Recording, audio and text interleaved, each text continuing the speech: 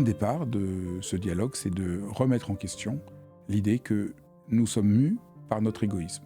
Ça a l'air pourtant une sorte de banalité, évidemment, on est tous égoïstes et c'est comme ça que le monde va.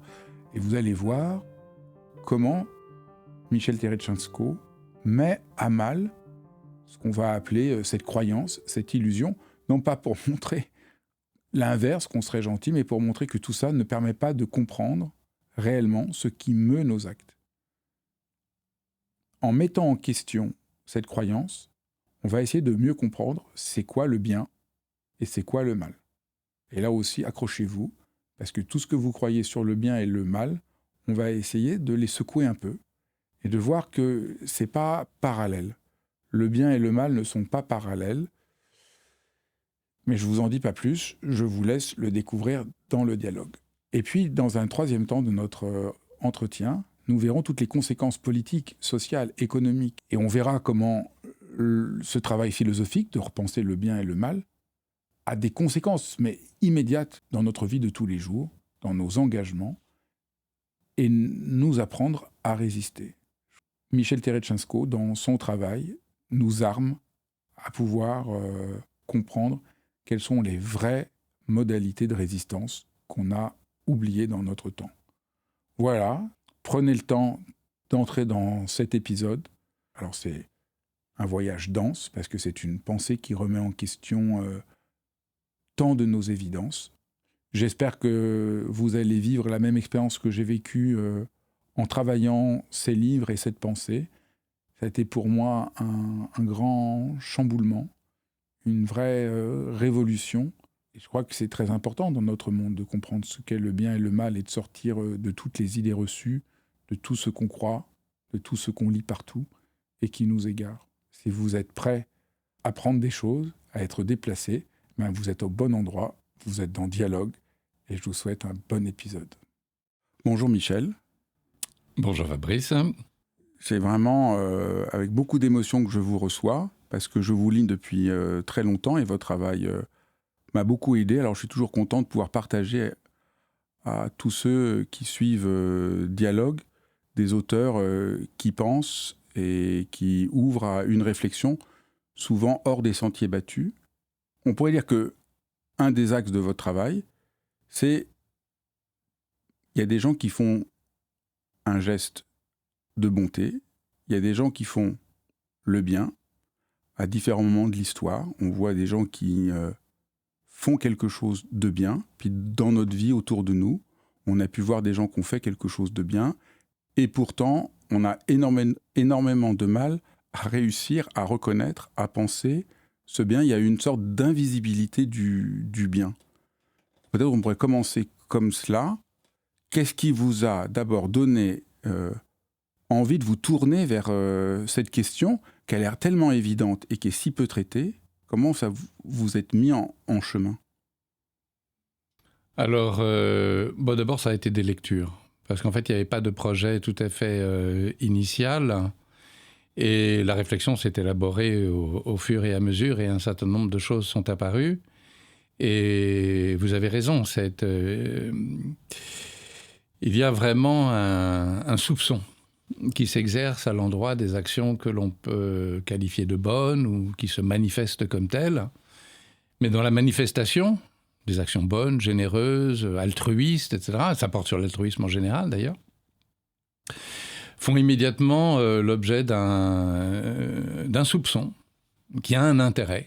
Et dès lors qu'il y a un intérêt en jeu, que c'est ça qu'on recherche en réalité, consciemment ou inconsciemment, alors il n'y a plus de bien véritable, il n'y a plus d'altruisme véritable, précisément une motivation intéressée, de quelque nature qu'elle soit, la recherche du profit, la recherche de la gloire, la recherche de l'estime des autres, etc., qui serait la motivation fondamentale. En fait, vous montrez dans vos livres que sans nous en rendre compte, nous vivons dans une atmosphère où pour des tas de raisons, alors on verra, psychologique, économique, anthropologique, on nous fait passer le message, nous vivons dans une atmosphère où les hommes seraient au fond égoïstes. Il y aurait toujours quelque chose d'égoïste, de caché, et qu'il s'agirait, quand on essaye de penser, de révéler et vous essayez de montrer pourquoi ce qu'on va appeler comme ça le paradigme égoïste, l'idée que les êtres humains sont égoïstes,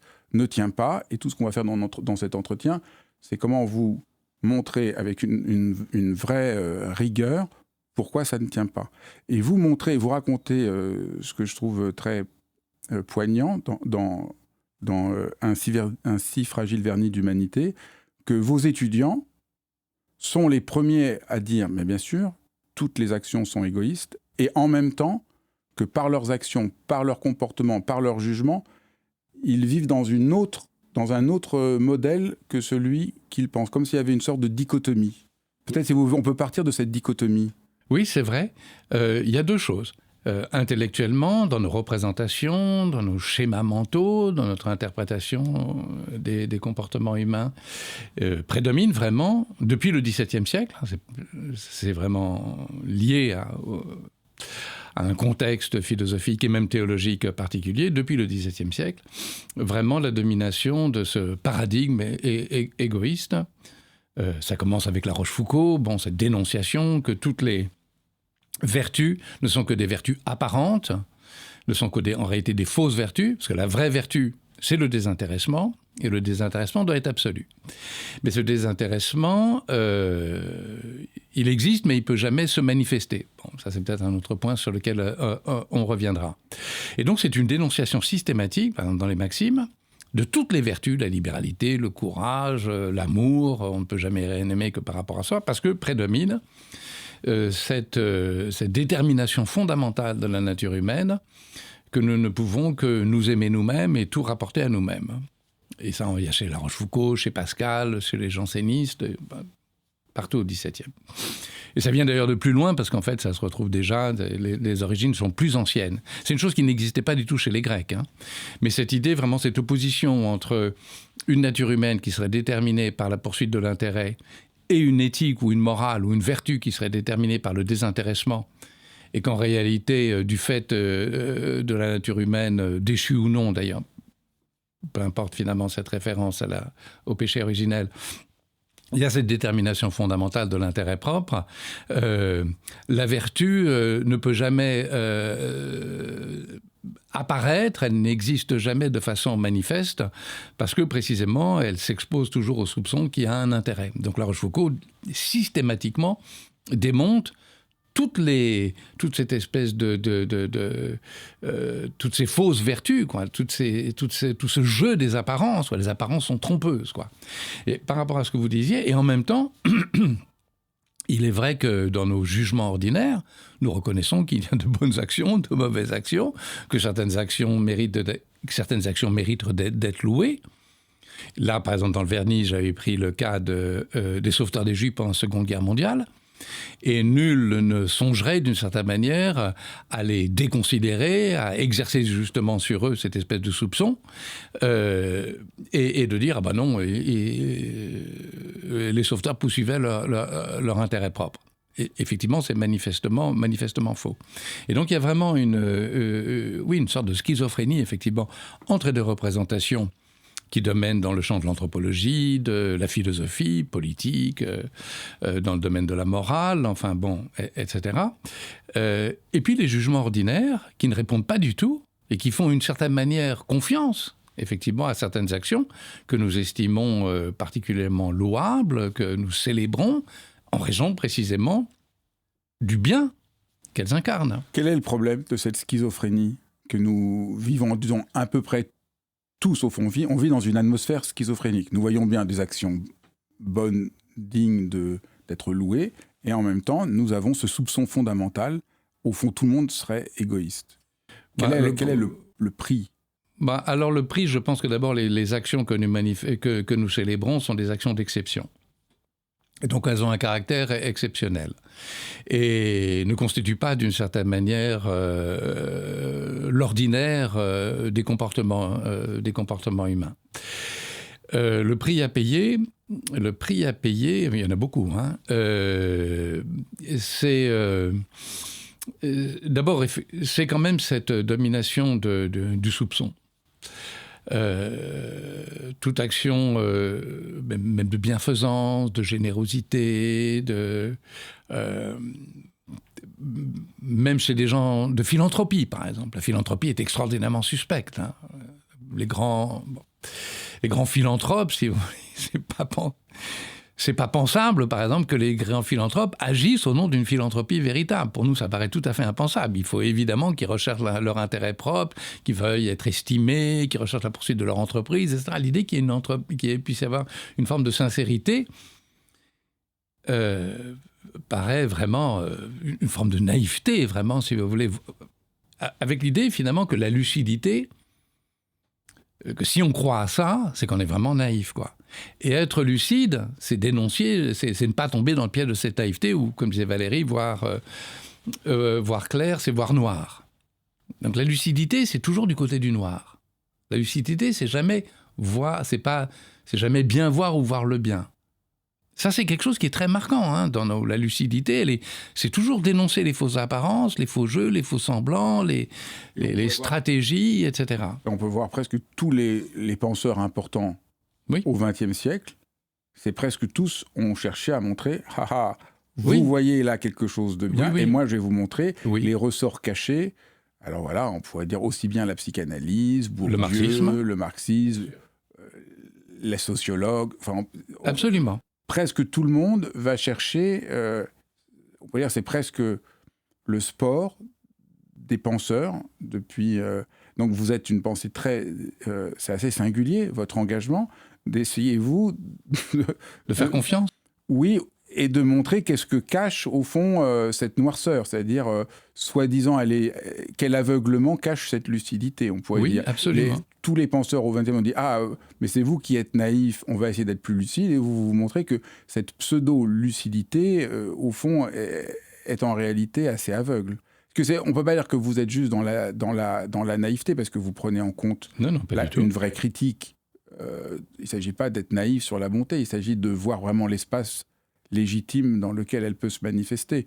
Mais la radicalité du paradigme égoïste ou la radicalité du doute, vous montrez que dans son extrémisme, elle est aveugle.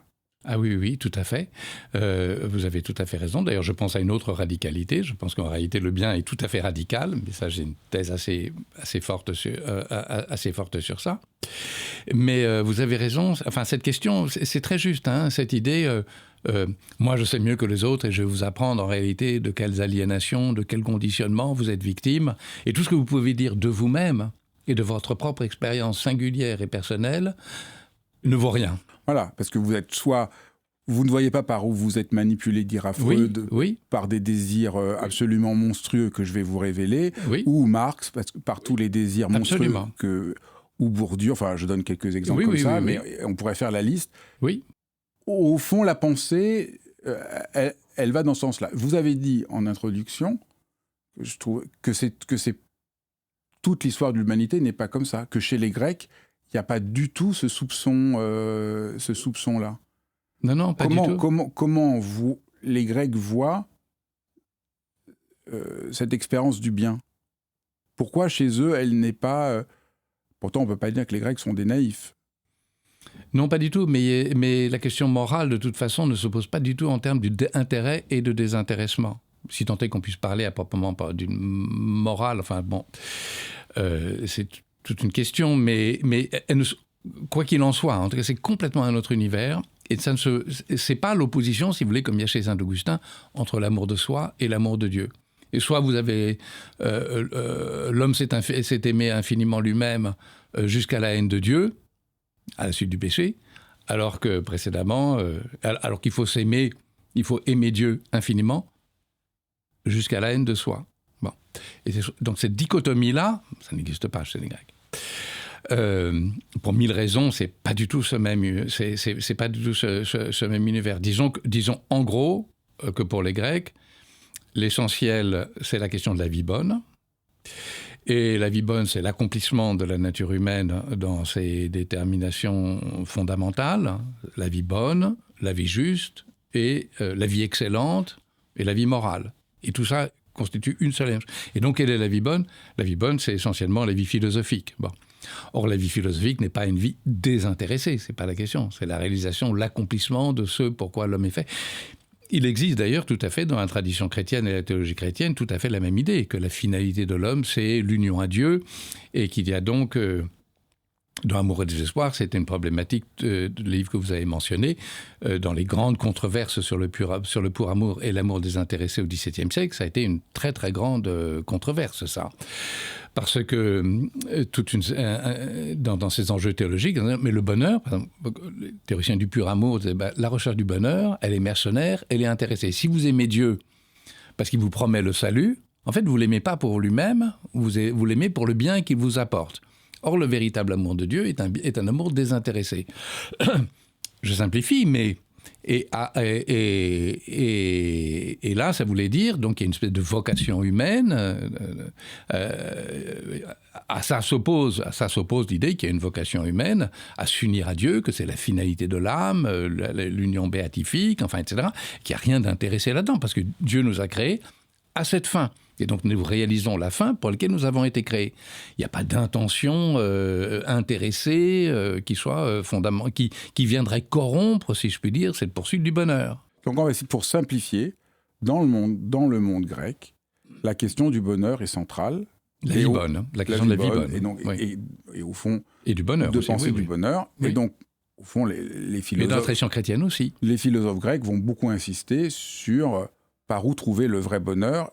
Et quand on fait le mal, c'est parce qu'on n'est pas fidèle à sa vocation et ça ne va pas nous rendre heureux. Donc il va y avoir tout ce travail-là. Le virage, donc vous dites, c'est pas tant le christianisme non. que une certaine vision du christianisme qui a lieu avec saint Augustin, où la question complètement nouvelle va être, est-ce que notre acte de bonté est absolument, complètement désintéressé ? Et c'est à partir de là, au fond, qu'on va perdre confiance dans la possibilité du bien et que, disons, le paradigme égoïste va s'imposer. C'est à partir de là, par rapport à cet extrême d'un acte absolument désintéressé, nous serions toujours égoïstes. Et c'est donc ce que vous allez montrer, c'est pas dire non, l'homme n'est pas égoïste, il est bien, ce qui serait un peu naïf, et voilà, et là on est parti, est-ce que l'homme est méchant, est-ce que l'homme est bon, il y en a qui sont pour, il y en a qui sont... C'est pas du tout ça votre travail, qui est beaucoup plus profond, c'est dire, tant qu'on n'a pas mis en question cette hypothèse que la plupart du temps est invisible, que la vérité serait le désintéressement absolu, on est coincé. Et au fond, on est coincé, et au fond, tous les penseurs, au fond, une de leurs erreurs, vous me direz si ma lecture est juste, la grande erreur, c'est d'avoir maximalisé cette idée qu'il faudrait être désintéressé. Vous avez tout à fait raison. Et pour revenir à la question première que vous m'avez posée, comment j'en suis arrivé là, le problème de ce paradigme égoïste, c'est d'abord qu'il ne peut pas rendre compte, évidemment, des raisons pour lesquelles nous louons, nous célébrons certaines actions manifestement altruistes que nous ne faisons pas tomber sous soupçon. Alors, comment est-ce qu'on articule les deux ? Ça, c'est le premier problème. Et puis, le deuxième problème, et ça que j'ai rapidement rencontré, et qui m'a obligé à complètement changer de paradigme, c'est que vous ne pouvez pas rendre compte des comportements de destructivité humaine. C'est-à-dire la capacité humaine à faire le mal ne peut pas être mise au compte de l'égoïsme. L'égoïsme n'est pas la raison fondamentale, la détermination, l'espèce de conditionnement, si je puis dire, fondamental, pour lequel les hommes se comportent avec une destructivité insigne, etc. Et comme j'ai travaillé ces comportements de destructivité, tout d'un coup, je me suis aperçu, ça ne marche pas. Donc, ni important. Bonté, ni méchanceté, d'ailleurs. Et j'ai opposé un troisième paradigme, une troisième notion qu'on utilise assez peu, mais en tout cas, dans notre pensée, plus dans le monde anglo-saxon qui ont un peu travaillé sur ce sujet, c'est la notion de vulnérabilité. Et c'est ni la bonté, ni la méchanceté, c'est la vulnérabilité. Mais la vulnérabilité qui n'est pas du tout pensée à partir de la problématique de l'intérêt et du désintéressement. Donc là, on va revenir ça. Oui, ça fait des puzzles complexes. Mais c'est bien de dire tout de suite, en mettant en question, disons, ce paradigme, c'est-à-dire cette croyance générale de l'égoïsme de l'homme, c'est pas seulement essayer de sauver la bonté, mais c'est aussi comprendre le mal. Donc ça, c'est très, très, aussi, on va le voir, abyssal, parce qu'au fond, notre emprisonnement, qu'on essaye de comprendre, nous empêche complètement de comprendre ce qu'est le mal. Mais je propose peut-être, pour qu'on comprenne comment se met en place ce paradigme, creuser un peu ce qui se passe entre le XVIIe et le XVIIIe siècle, peut-être on peut revenir sur La Rochefoucauld. Qui est-il? Que fait-il? Quel est son rôle? Alors, c'est un grand aristocrate, ce n'est pas... il est l'auteur, évidemment, de ce texte qui a fait l'objet de différentes éditions, Les Maximes à penser, il s'inscrit, disons, dans l'horizon du jansénisme, et donc de cette tradition qui insiste sur cette opposition tirée d'Augustin entre intérêt et désintéressement, etc., et qui dit, au fond, deux choses. Enfin, il dit... disons deux choses essentielles. Bon, la première chose, donc, ce que j'ai déjà dit, à savoir que toutes les actions humaines se perdent dans l'intérêt. C'est la motivation fondamentale, connue ou inconnue, consciente ou inconsciente, et qui se déguise donc, et qu'il faut donc dénoncer, en tout cas critiquer, tout le caractère illusoire, effectivement, qu'elle a, et dans les rapports entre les êtres humains, une espèce de fausseté des vertus, ce qu'on appelle la fausseté des vertus, quoi. Critique, une espèce de critique de l'homme héroïque, quoi. C'est une espèce de déhéroïsation complète de l'homme. Même les actions les plus manifestes, même les plus glorieuses, ou en tout cas moralement les plus glorieuses, en réalité, sont déhéroïsées, sont démolies, si je puis dire, par la mise en évidence systématique. Et comme c'est un très très grand écrivain, d'une efficacité évidemment redoutable. On trouve ça chez Pascal aussi, hein. Il y a la même... l'amour de soi est haïssable. Bon. Mais donc il y a tout un contexte au XVIIe, parce qu'on a parlé d'Augustin, mais en fait c'est vraiment au XVIIe siècle que se constitue théoriquement cette dichotomie entre intérêt et désintéressement, et à la faveur en effet de cette grande controverse sur la nature de l'amour de Dieu ou de l'amour parfait de Dieu, et qui a traversé tout le siècle. Donc c'est pour ça que j'avais consacré ce livre, Amour et désespoir, donc de Saint François de Sales à Fénelon. Bon. Mais, et donc il y a eu des grandes controverses autour de ça. Donc La Rochefoucauld, il s'inscrit là-dedans. Il y a beaucoup d'autres choses très intéressantes chez ces auteurs, même du point de vue de la philosophie poétique ou de la compréhension des relations sociales, comme harmonisation des intérêts, comment... Parce qu'une question relative à ça, alors mais quand même, je voudrais le signaler, c'est que si on dit que les hommes sont égoïstes et que chacun est animé par son propre intérêt, on se retrouve en réalité dans la situation hobbésienne, effectivement, ou chez Hobbes, dans l'état de nature, où les hommes sont vraiment poussés à se détruire les uns les autres, à une espèce de guerre. Et donc se pose la question de l'harmonisation des relations sociales entre des hommes qui ne sont pas animés par l'altruisme, et qui ne sont pas animés par le bien, qui ne sont pas animés par le souci de la justice, mais véritablement par la poursuite de l'intérêt propre. Et donc comment faire pour que cet intérêt propre, démesuré en quelque sorte, totalement illimité en lui-même, un peu comme le ça chez Freud, quoi, qui ne connaît pas de restrictions par lui-même, peut trouver à se composer avec d'autres, mus par les mêmes intérêts, et donc comment est-ce qu'on peut construire un ordre social pacifique? Et je vais juste dire ça très rapidement, parce que c'est quand même très intéressant. Et en fait, il y a eu deux solutions. Aucune ne fait appel à la vertu. Il y a deux solutions fondamentales que la philosophie poétique moderne a inventées. La première, c'est le contrat social, et la deuxième, c'est le marché. Le marché comme lieu d'échange, où on est uniquement animé par l'intérêt.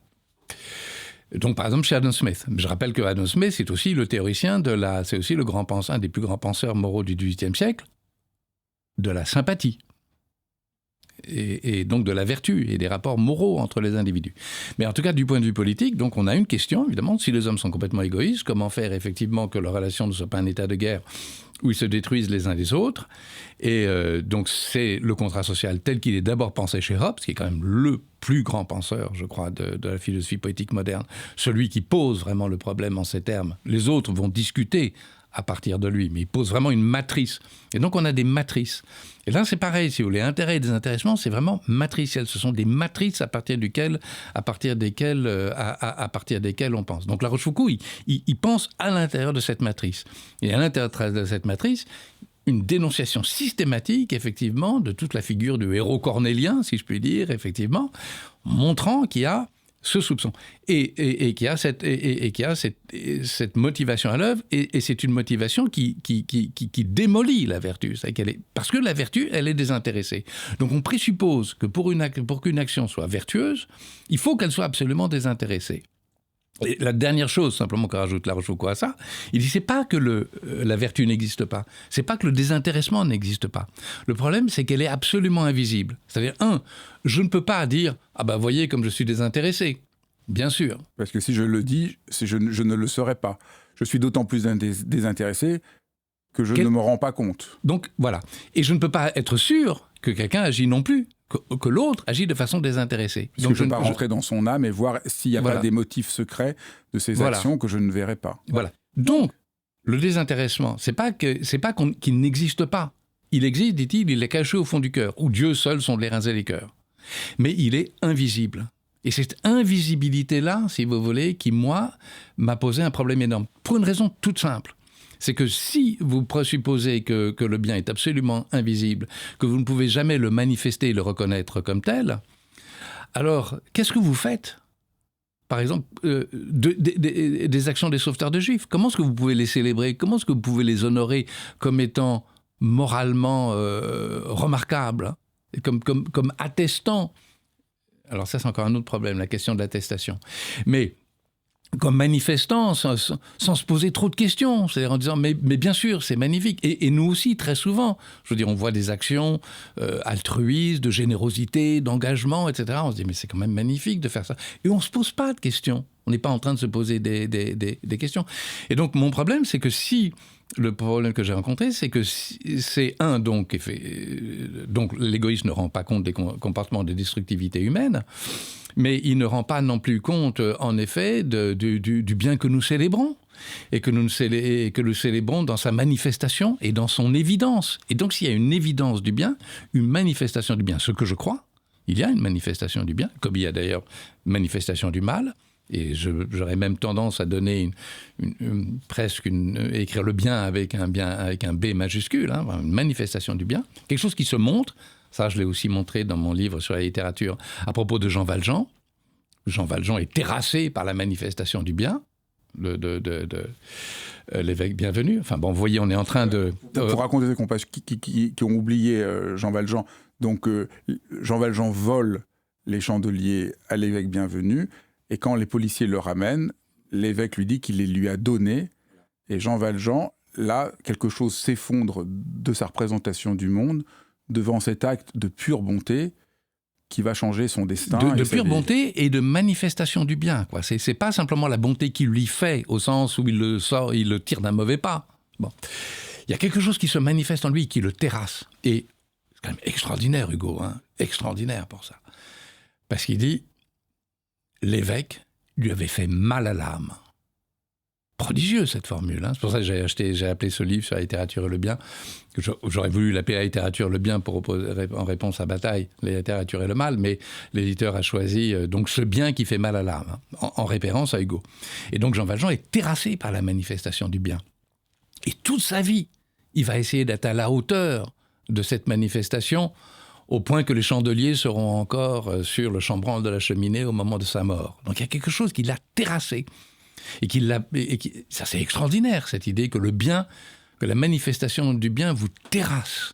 Oui, transforme plus votre que vie. Toutes les violences, tous les coups, toutes les violences qu'il avait subies au bagne. Aucune violence qu'il avait subie au bagne ne l'a davantage pénétré, terrassé que ce geste-là, qui n'était pas simplement un geste « merci beaucoup », voilà.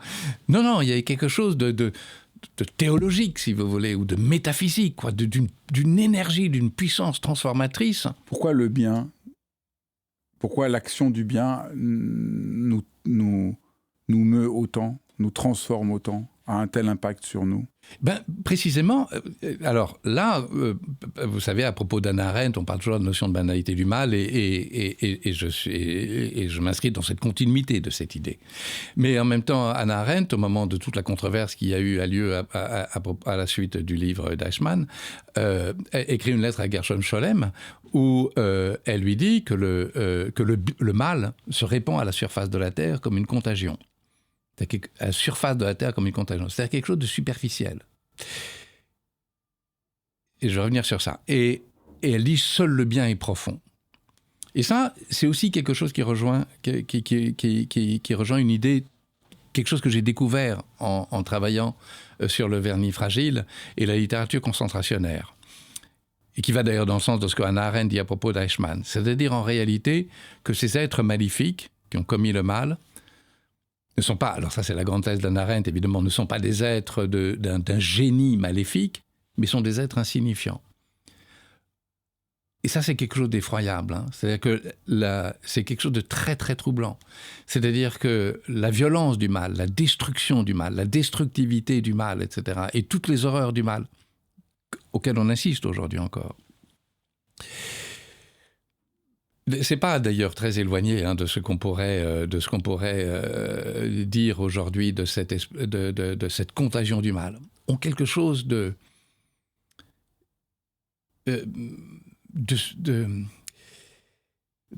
grossier, de stupide, d'insignifiant mis en œuvre par des êtres eux-mêmes inconsistants et insignifiants. Et ça, je pense qu'il y a quelque chose de très, très profondément juste sur ça, et de paradoxal. C'est-à-dire que le mal, les guerres, les destructions, les dévastations, les morts humaines par milliers, par millions, auxquelles on a assisté, etc., et sans grandeur. Donc là, il y a quelque chose... Et sans profondeur. Est atroce, absolument atroce, mais sans profondeur. Alors que le bien, il a un sens, il a une profondeur, il transforme un être de l'intérieur. Il ne le détruit pas, bien sûr, simplement dans sa vie, etc., mais dans son corps, mais il le transforme profondément intérieurement, comme une forme d'épiphanie, de révélation, d'expérience intérieure, presque traumatique comme celle que vit Jean Valjean, comme quelque chose qui vous anime intérieurement profondément, une énergie, si vous voulez. Par exemple, et on n'a pas du tout besoin d'avoir une référence théologique, même s'il y a une théologie de la grâce, hein. Et qui fait aussi tout à fait sens. Mais là, il y a quelque chose, ce paradoxe, si vous voulez, entre Eichmann, qui est présenté, si vous voulez, effectivement comme un être insignifiant, ou Nadezhda Mandelstam, qui parle des officiers du NKVD comme étant des poupées de chiffon. Donc ce que vous dites là, c'est qu'il n'y a pas du tout le bien et le mal l'un en face de l'autre, comme on a tendance à le penser. C'est le mal à voir avec le fait qu'on ait renoncé, au fond, à être un vrai être humain. Et là, oui, c'est une forme de déshumanisation. Et on verra, voilà, donc les nazis, au fond, les pires nazis ne pensent pas, obéissent aux ordres, alors que dans le bien, qui est pas du tout qui fait pas du tout face, il y a un sursaut d'humanité, il y a une révélation de notre humanité, comme au fond Jean Valjean, cette rencontre avec le bien le transforme, le rend responsable, le rend à sa liberté. Et donc là, c'est quand même l'arrière-plan de tout votre travail, c'est qu'ils ne sont pas du tout égales. Et avant de vous lire, voilà, je n'avais pas vraiment pensé, on a l'impression, voilà, il y a le bien et il y a le mal comme deux choix. Non, il n'y a pas le choix entre le bien et le mal. Au fond, le mal, c'est presque quelque chose, c'est presque qu'on ne le choisit pas. On se laisse faire. On renonce à prendre une responsabilité. Il y a une chose, hein, à propos de ce que vous dites, et par exemple de ce que j'ai vraiment essayé de travailler dans le vernis fragile, mais que dit aussi Primo Levi, hein, à propos des camps, c'est finalement que la question du mal n'est pas tant une question morale qu'une question politique. C'est-à-dire que ça tient à des institutions. Ça tient à des dispositifs, ça tient à des situations, des circonstances dans lesquelles les individus... C'est pour ça, par exemple, que j'ai beaucoup me suis appuyé sur l'expérience Milgram, sur l'expérience Zimbardo, Stanford University, 10 ans plus tard, qui montre comment des individus ordinaires, disons très brièvement, peuvent commettre des actes de violence et de destructivité absolument insignes, tout en étant eux-mêmes comme étant des êtres qui ne sont nullement malfaisants par eux-mêmes, ou pas maléfiques. Vous voulez bien raconter, pour ceux qui ne connaissent pas, l'expérience de Milgram et en quoi elle va dans le sens de ce qu'on dit sur le mal. Oui, ça a été vraiment l'expérience choc. Hein. Il y a une biographie qui lui est consacrée, The Man Who Shocked the World, c'est l'homme qui a choqué le monde. Hein. C'était une expérience absolument choc. Lui, il travaillait sur les comportements, c'est un jeune psychologue, psychologie sociale. On est en quelle année ? Là, on est en 61-62, au moment d'ailleurs, l'expérience aura lieu au moment du procès à Eichmann, quasiment aux mêmes dates, entre septembre et avril. Et lui, c'est un jeune chercheur de l'université de Yale qui travaille sur les comportements de conformisme. Et donc, il imagine une expérience, effectivement, on pourrait dire très rapidement, où il y a 3 personnes, et donc un donneur d'ordre,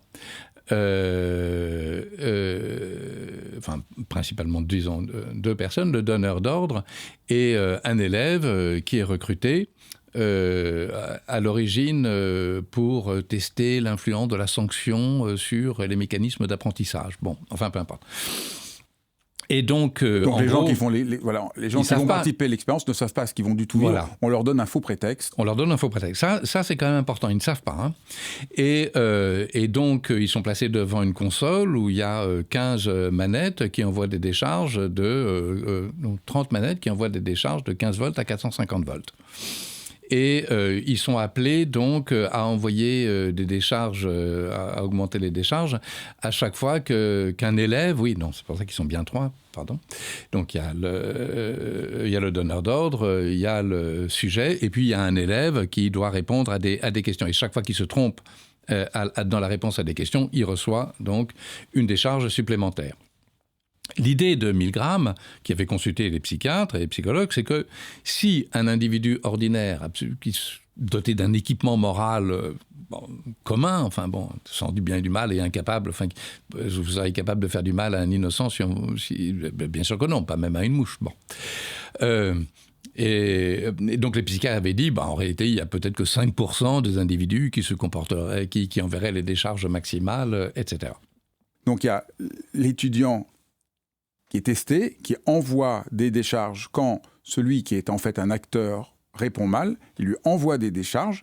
Et donc la question, comme vous avez dit, c'est de voir combien vont être capables d'envoyer des décharges qui risquent de mettre à mort quelqu'un alors qu'ils ne le connaissent pas, que la personne est complètement innocente. Et comme vous avez dit, là pour l'instant, la plupart des psychiatres disaient à peu près 5% des gens. Alors qu'est-ce qu'on va découvrir ? Beaucoup de choses.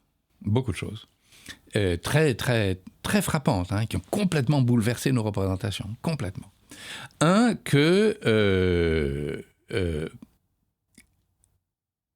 Alors, d'abord, il y a eu 18 variations de l'expérience. Il n'y a pas eu une seule variation, et les résultats vont être complètement différents en fonction des variables et des situations. Et ça, c'est un point fondamental.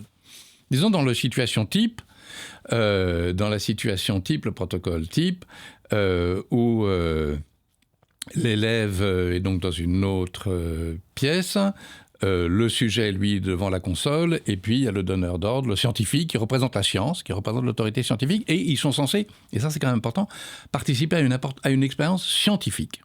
Et donc il y a le prestige de l'université, le prestige de la science, le prestige de participer à une université scientifique.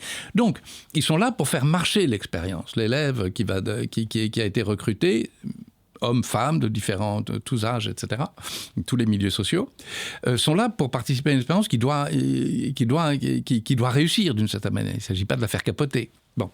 Donc on leur envoie des ordres, etc. Dans ce protocole de base, 66% des sujets vont envoyer les décharges maximales. Première leçon, personne ne s'y attendait. Stupeur. Mais ils ne l'ont pas fait avec plaisir. Ils l'ont fait en éprouvant une véritable souffrance, c'est-à-dire en se tournant, en disant « mais non, vous voyez bien, il souffre, il crie, il gémit, etc. » Continuez, ne vous inquiétez pas, continuez, l'expérience doit se dérouler et doit se poursuivre. Et donc, ils éprouvaient une véritable souffrance éthique. Et donc, un dilemme, et ce qu'explique Milgram, c'est qu'il y a un dilemme moral entre l'obéissance, la fidélité à leurs propres convictions, à leurs propres principes, même à la compassion, d'une certaine manière, en tout cas, à la souffrance éthique qu'ils éprouvaient, et puis l'autorité. Et en fait, dans ce conflit entre l'obéissance à l'autorité et l'obéissance à soi, ils ont tranché, 66%, tranché en faveur de l'autorité. Parce qu'ils étaient pris dans un piège, si vous voulez. Et ce qu'on n'imagine pas, c'est justement à quel point la situation était piégeuse, justement. C'est une espèce de huis clos, si vous voulez. Ils étaient là, ils n'étaient pas là pour se dresser comme un individu qui dit non. Ils étaient là comme un sujet qui doit participer à une expérience. Et ils se sont comportés comme les sujets dociles, collaborant à une expérience dont ils n'étaient pas responsables, dont ils ne portaient pas la responsabilité, qu'ils n'avaient pas organisée, qu'ils n'avaient pas mise... Si je veux, deux points. Un, ça permet de voir donc que on fait le mal, non pas par plaisir, par méchanceté non. ou par égoïsme, mais au fond, par obéissance. Donc ça, c'est le premier point. Et le deuxième point que vous avez dit, la structure politique dans laquelle on vit, a un rôle considérable dans la fabrication du mal. Puisque là, c'est la structure qui a induit des individus qui n'étaient pas particulièrement malfaisants à devenir malfaisants. Et la dernière chose, donc ça c'est quand même très c'est radical, c'est absolument radical. Et ça rejoint, si vous voulez, si vous regardez ce que Primo Levi dit dans Les naufragés et rescapés, qui est comme un texte d'une réflexion absolument extraordinaire sur les capots dans les camps, etc. Il dit, mais attendez, mais qui est-on pour juger, etc. Ces détenus qui ont collaboré, etc., dans les camps d'extermination, la responsabilité, d'abord parce que la perversion suprême, c'est de rendre la victime complice du crime. Mais la responsabilité première, elle est d'abord politique. C'est d'avoir institué un système de cet ordre-là. Mais l'autre chose qui est très frappante chez Milgram, c'est qu'effectivement, quand il y a eu 18 variations, dans certains cas, l'obéissance tombait quasiment à zéro. Par exemple, si l'ordre était donné non plus par un scientifique revêtu d'un prestige, mais juste par un autre élève, hein, ou par un étudiant, quelqu'un qui n'avait pas du tout cette autorité-là, l'obéissance tombait à zéro. Et alors, ce qui est encore plus... ou quand, par exemple, c'est aussi intéressant, par exemple, quand le donneur d'ordre scientifique sortait de la pièce, il donnait les ordres par téléphone. Hein. Et alors, les gens disent... Et l'élève disait oui, j'envoie les décharges. En fait, il ne le faisait pas. Donc, il trichait. Mais ça, c'est intéressant parce qu'on voit aussi des comportements comme ça, où les soldats, par exemple, peuvent dire qu'ils obéissent aux ordres, alors qu'en fait, ils ne le font absolument pas, et au lieu de tirer sur la personne, ils tirent en l'air, etc. Bon. Et donc, il y avait des variations. Et donc, tout dépendait en réalité de la situation. Et ce qui est encore plus intéressant, c'est que dans certaines situations où ils n'obéissaient pas, ils mettaient au compte le fait de ne pas obéir à leur conscience morale. Donc, ils ne voyaient pas du tout que la situation jouait un rôle déterminant. Alors, je ne veux pas dire non plus que déterminant, et ça je tiens beaucoup à ça, c'est-à-dire qu'il y a des déterminations sociologiques, ce sont des facteurs lourds, des situations qui pèsent, mais ce ne sont pas des conditionnements. Il n'y a pas de conditionnement, on n'est pas conditionné. Mais on est pris dans une situation extrêmement pesante, extrêmement lourde. Ce qui veut dire que quand on dit obéissance aux ordres, c'était un alibi facile, non, ce n'était pas un alibi facile en réalité. L'obéissance aux ordres n'est pas un alibi aussi facile si on ne tient pas compte effectivement du piège de la situation, du poids, de la contrainte, du drame de la situation dont il est si difficile en réalité de sortir. Et seules certaines individualités qui tiennent en quelque sorte effectivement à leurs propres principes, qui sont fidèles à eux-mêmes et à leurs propres principes, se dressent pour dire non. Mais ça demande, il y a un coût psychique très lourd, hein, c'est très difficile effectivement de dire non, là où tout le monde dit oui, et on attend que vous disiez oui, et puis alors en plus, tout le monde dit oui, c'est-à-dire que le donneur d'ordre, tout le monde est au service d'un bien supérieur. Le donneur d'ordre travaille au bien de la science. L'élève collabore à ce bien de la science. Ce sont tous les collaborateurs au nom du bien. Au nom du bien. Et c'est pour ça que, au nom du bien, on a toujours commis, évidemment, les pires crimes. Donc on voit que le vrai héros, celui qui va oser dire non, ne correspond pas du tout à notre modèle de l'héroïsme. C'est juste quelqu'un qui est suffisamment congruent avec lui-même. Oui. Pour avoir la force de dire non. Donc, voilà.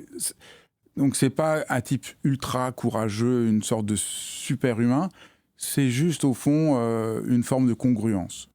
C'est pour ça que dans le vernis, j'ai proposé un nouveau paradigme. Plutôt que égoïsme et altruisme, l'altruisme ne rend pas compte des comportements de destruction humaine, c'est-à-dire de destructivité, par exemple, de ces sujets-là. S'ils ont été amenés à envoyer ces décharges, c'est pas parce qu'ils étaient égoïstes, Ça ne m'explique absolument rien.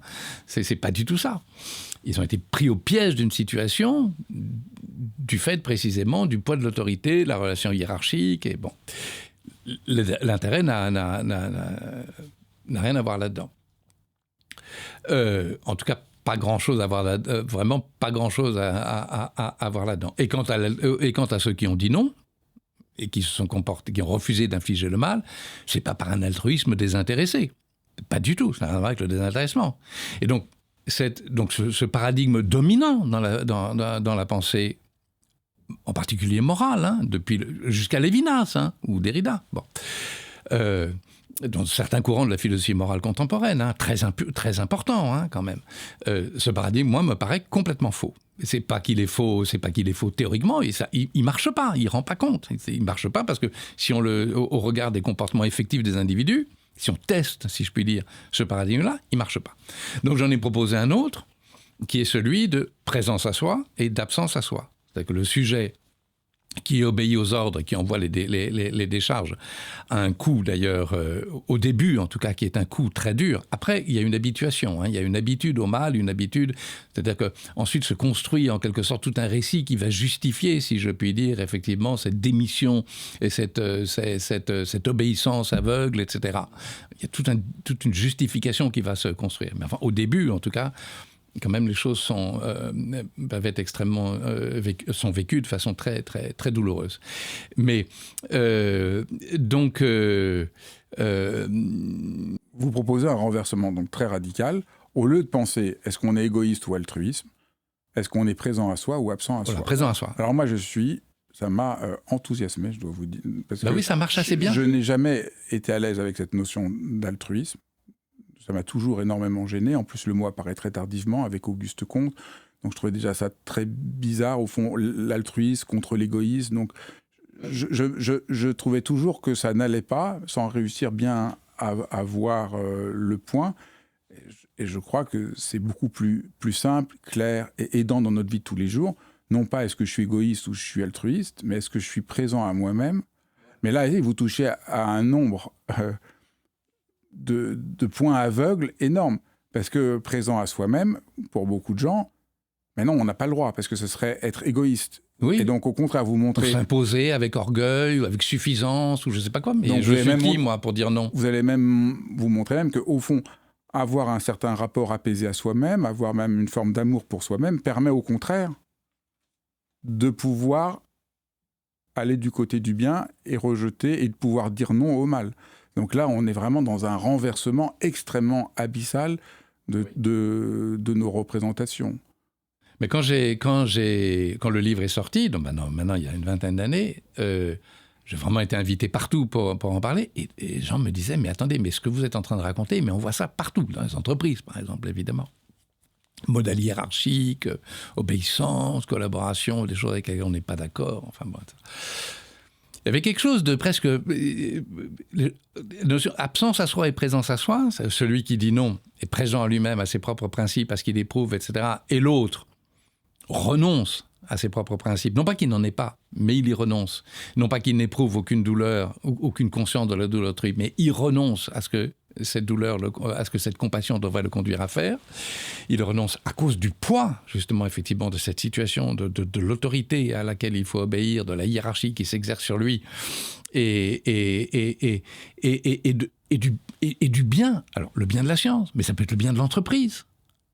On va tous collaborer au bien de l'entreprise. Toi, tu vas quand même pas faire capoter le truc, quoi. Vous vous rendez compte, je veux dire, on comprend ça. Hein. On comprend à quel point c'est extrêmement difficile, extrêmement coûteux, extrêmement difficile.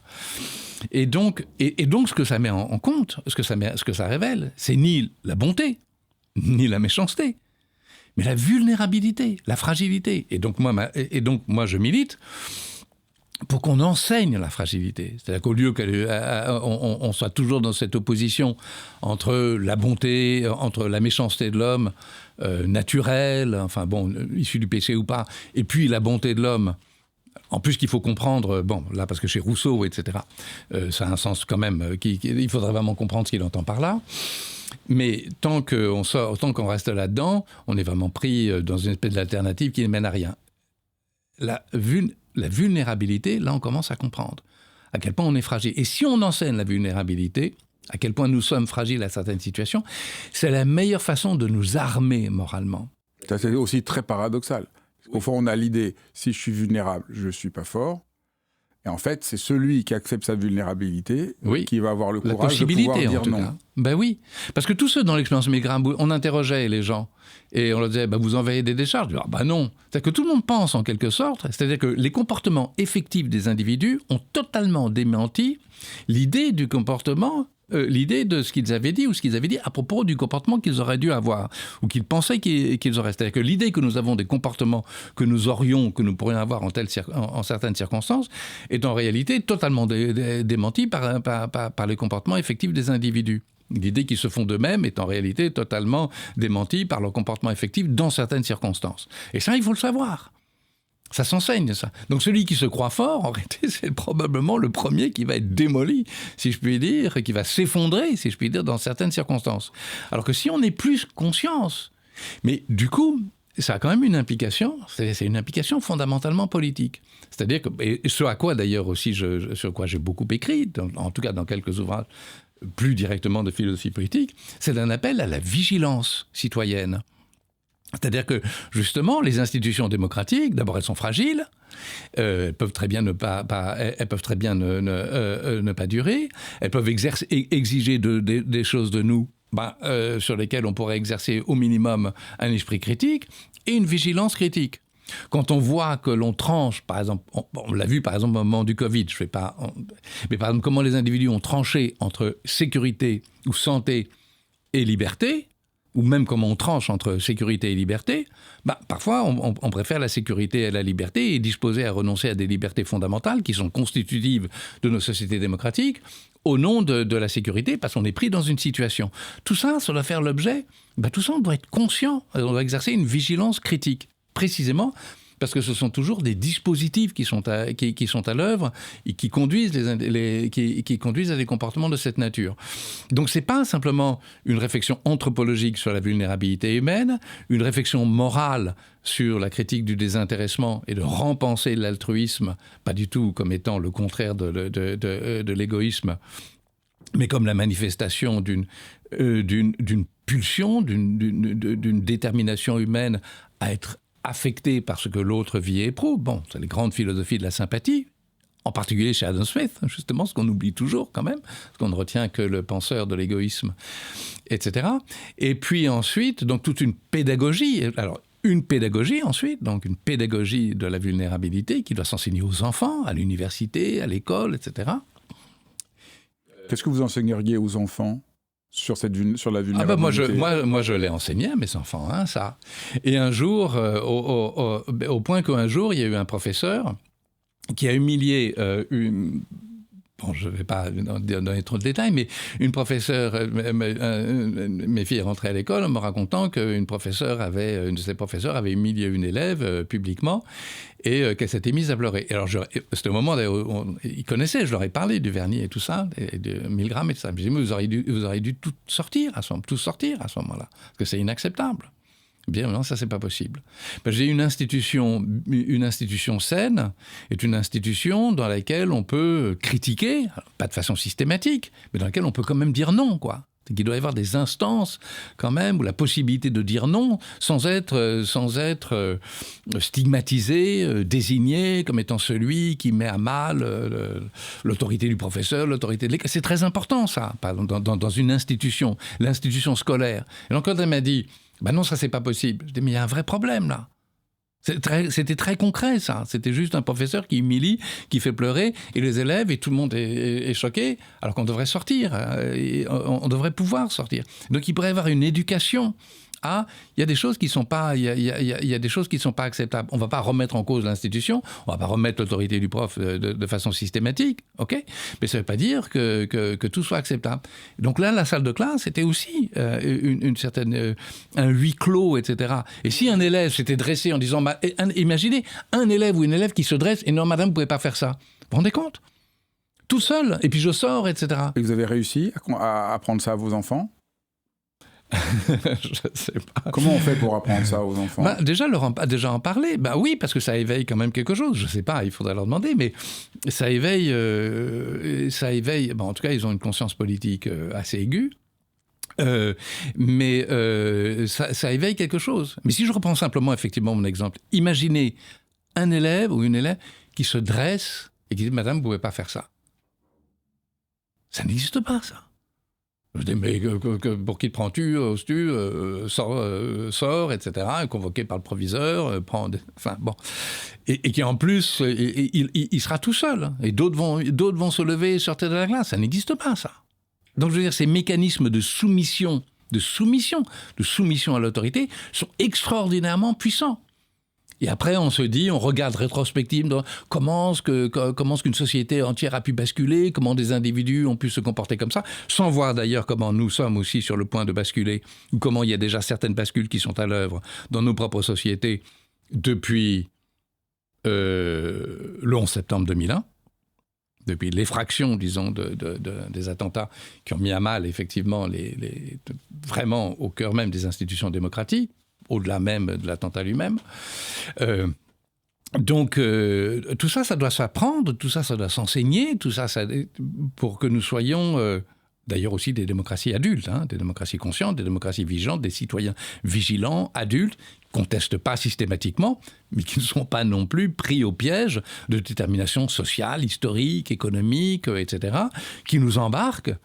Et après, rétrospectivement, on voit des sociétés qui ont basculé comme ça, on se dit « mais comment ils ont pu ?» Mais attendez, mais regardez, nous, on ne fait pas nécessairement mieux. Parce que ce que vous montrez dans votre livre, ce n'est pas seulement les individus qui peuvent basculer du côté du mal, comme dans l'expérience de Milgram, par manque de cohérence avec eux-mêmes, mais une grande part de votre travail, particulièrement dans l'ère des ténèbres, ça va être de montrer comment une société, même une société démocratique, bascule du côté du mal au nom de cette idéalisation du bien. Et donc vous vous intéressez aussi bien au problème de l'individu qu'au problème de nos sociétés. Mais je voulais revenir sur quelque chose où on a été un peu rapide. Vous montrez que ce paradigme égoïste, dont on a essayé de montrer à quel point il ne rend compte ni du bien, ni du mal, ni de rien, à quel point il est une fabrication historique. On était assez rapide. Ça a beaucoup de conséquences, puisque vous avez dit que la conception du marché, et donc la conception du capitalisme, repose sur ce préjugé, ou sur cette invention, ou sur cette erreur, mais aussi la plupart des structures étatiques repose aussi sur cette conviction et sur cette erreur. Donc en remettant en question le paradigme égoïste, on remet en question ce qui semble comme la vérité économique et la vérité politique. Est-ce que vous pouvez un peu développer ça? Parce que c'est très abyssal de se rendre compte que notre situation du capitalisme, avec tout ce que ça pose de destruction de la terre, de destruction des hommes, vient sur des bases fausses.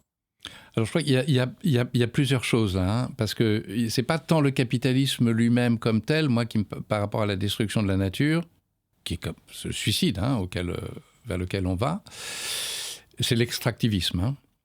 C'est vraiment le modèle extractiviste, c'est-à-dire que la nature comme une espèce de fonds disponible. Vous avez la photo de Heidegger ici.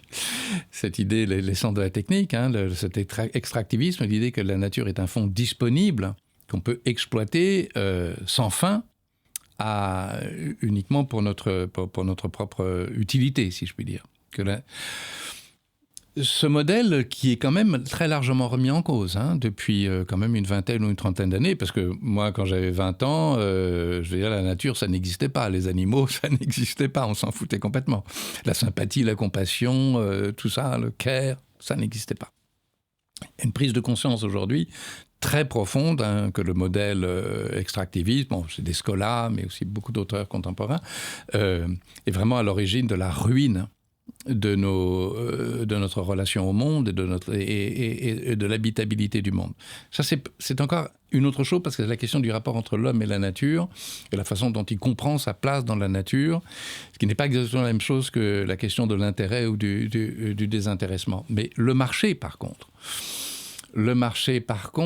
alors il faut quand même rappeler... Parce que... Donc l'idée que j'avais en vue, c'est Le marché repose sur chacun cherche son intérêt le plus individuel de manière égoïste, et ça fera une harmonie générale, et c'est comme ça que Oui, mais il y a une chose qu'on oublie. C'est que l'invention du marché, chez Adam Smith en particulier, donc à la fin du XVIIIe siècle, c'était une utopie. Mais c'était une utopie pacifiste. Parce que d'abord, il s'agissait fondamentalement d'apporter une alternative au modèle de la domination politique et de la contrainte.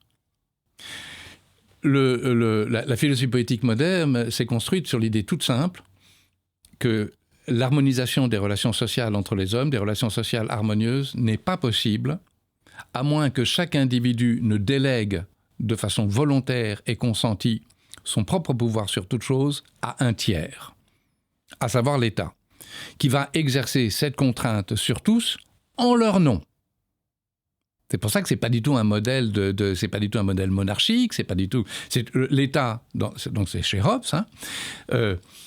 Cette matrice-là consiste à dire les individus savent que par eux-mêmes ils n'y arrivent pas. La seule solution, c'est de déléguer à un autre, à un tiers, ce pouvoir absolu sur eux-mêmes, qui va exercer une contrainte en leur nom. En leur nom. C'est pour ça que c'est pas du tout le modèle monarchique où le roi exerce l'autorité de droit divin. Non, c'est au nom des citoyens. En gros, ce que la philosophie... Et là, ils constituent une matrice. En gros, ce que les libéraux ont dit, des gens comme Locke ou Benjamin Constant par la suite, dans le débat qu'ils ont eu avec Hobbes, ils disent « Ok, mais pas surtout. » D'une certaine manière, pas surtout. La contrainte est inévitable, mais on va essayer de la réduire au strict nécessaire. Donc elle n'est pas absolue. Le modèle hobbésien, c'est la contrainte absolue. On va dire, mais non, il y a des espaces sur lesquels l'espace privé, par exemple, doit être absolument protégé. Où il y a des libertés ou des droits fondamentaux, des droits individuels qui doivent être protégés de la tendance de l'État à exercer cette contrainte absolue. Donc les libéraux, ils n'ont pas remis en cause la matrice. Ils ont juste réduit la sphère de la souveraineté. C'est comme l'idée d'une souveraineté, plutôt que de la souveraineté absolue, la souveraineté limitée. Mais ça reste la souveraineté. Et ça reste de la contrainte. Or, pour les libéraux, la contrainte, c'est mal. Parce que ce qui est bien, c'est la liberté individuelle, fondamentalement. Et je pense que c'est assez profondément juste que la liberté individuelle, la liberté personnelle, est quand même un bien, et que la contrainte, elle est peut-être nécessaire, et moins il y en a, mieux ça vaut. En tout cas, ça fait sens. Et c'est pour ça que... Et alors, mais par rapport à ce modèle de la contrainte, il y a, ce modèle quand même fondé sur la contrainte, absolue ou limitée, il y a eu un autre système qui s'est dit, on va essayer de penser les relations sociales, pas sur la contrainte. Parce que la contrainte, d'abord le modèle hobbésien, c'est la contrainte, et puis c'est la guerre. On va essayer de trouver des relations sociales entre les hommes, pas fondées sur la contrainte, mais fondées sur autre chose. Et cette autre chose que la contrainte et la domination, comme moyen de la pacification entre les hommes, c'est l'échange. Parce que l'échange, ça établit des relations entre les hommes, uniquement, sans doute, fondées sur le profit, fondées sur l'intérêt, mais pacifiques. C'est-à-dire que ce n'est pas la guerre. Et même si tout ça a très mal tourné, même si évidemment ce modèle de l'échange, du marché, a très mal tourné, et Adam Smith, le premier lui-même, est conscient qu'en réalité ce système ne fonctionne pas, ne va pas fonctionner, parce qu'il y a des intérêts de classe. Et il est le premier à parler de ce complot des patrons contre les ouvriers, parce que chacun cherche son intérêt propre, et donc cette pacification fondée sur l'échange va être en quelque sorte pervertie par la poursuite des intérêts de classe. L'idée de lutte des classes, elle est déjà chez Adam Smith. Elle est déjà chez Adam Smith. Ensuite, donc, on sait ce que ça va donner, évidemment, en termes d'inégalité, d'injustice, etc. Et des grands textes, effectivement, donc, vont dénoncer cette utopie va devenir une fabrique du diable. Bon, ok. Mais il y a quand même une chose, moi, je pense qu'on doit dire, c'est que ce modèle fondé sur l'économie, ou la mondialisation économique, dont on peut faire toutes les critiques du monde, et elles sont parfaitement légitimes, c'est pas Verdun, et c'est pas Boutcha, et c'est pas Gaza, c'est pas la destruction absolue. Et donc moi, je ne parle pas de guerre économique. La métaphorisation de la guerre, il n'y a pas de métaphorisation de la guerre. Ou quelqu'un avec qui... Il n'y a pas de métaphorisation de la guerre. La guerre, c'est l'horreur absolue, que dénonce Céline, Remarque, etc., dans ses grands textes, l'horreur absolue de la guerre, la boucherie absolue.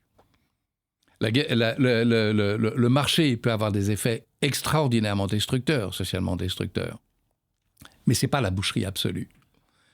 Qu'est-ce que le fait de changer le paradigme égoïste change dans la manière de considérer le marché et comment il pourrait être vu autrement? Quelle alternative une fois qu'on sort?